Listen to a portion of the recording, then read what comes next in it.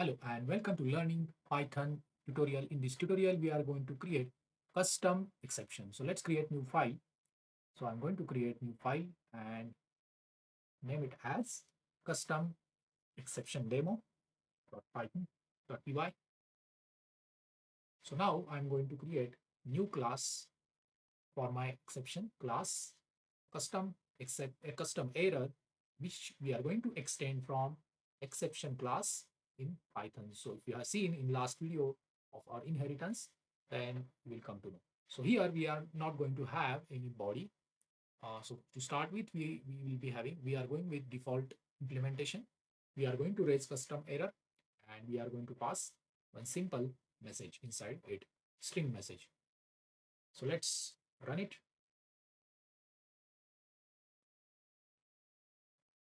All right, you can see custom error and along with example of custom error message.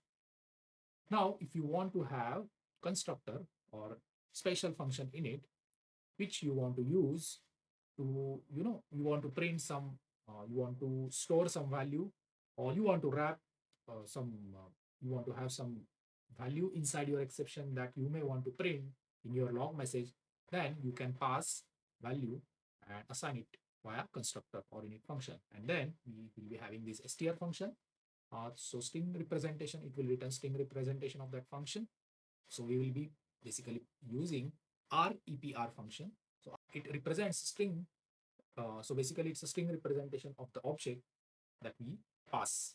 Okay. So here we will be passing value because at runtime we don't know what is the type. So we will be using this REPR function. And here we will add try block. And inside try block, we will be having this custom error. And after that, yeah, let me remove these redundancies. And yeah, so we are ready with try block. Now we'll need exception handling. So we'll be having custom error. We'll use as, so we'll be using alias error for this custom error object. And we'll be having exception message, and we'll pass error message. All right. So if I run this,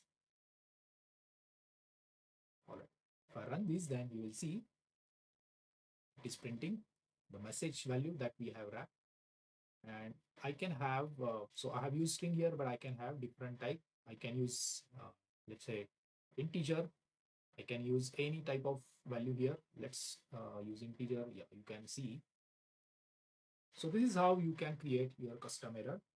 And this is how you can create, uh, you know, custom error along with, you can have any number of value you can enclose within your custom error. So thanks for watching my video. Please like, share, subscribe.